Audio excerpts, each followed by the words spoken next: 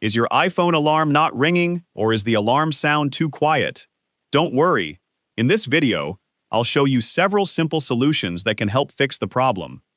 So, let's get started. First, completely close the clock app. Open the Settings app on your iPhone. Then, tap on Bluetooth. If you're connected to headphones, a speaker, or another Bluetooth device, your audio may be connected there. Temporarily turn Bluetooth off, then test your alarm again.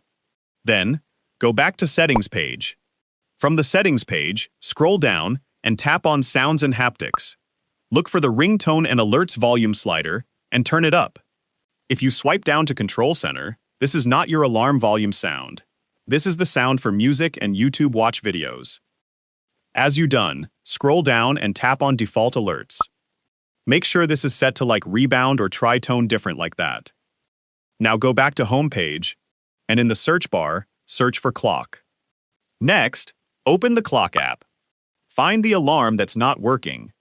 Swipe to the left and tap on Delete. Then tap the plus icon to create a new alarm. Set the time you want. Then, choose a loud alarm sound. Make sure snooze is enabled or disabled according to your preference. Then save the new alarm and test it. If you're still having problems, there could be a software issue. Next, open Settings app. Then, tap on General. Select Software Update. If an update is available, tap Download and Install, and follow the on-screen instructions.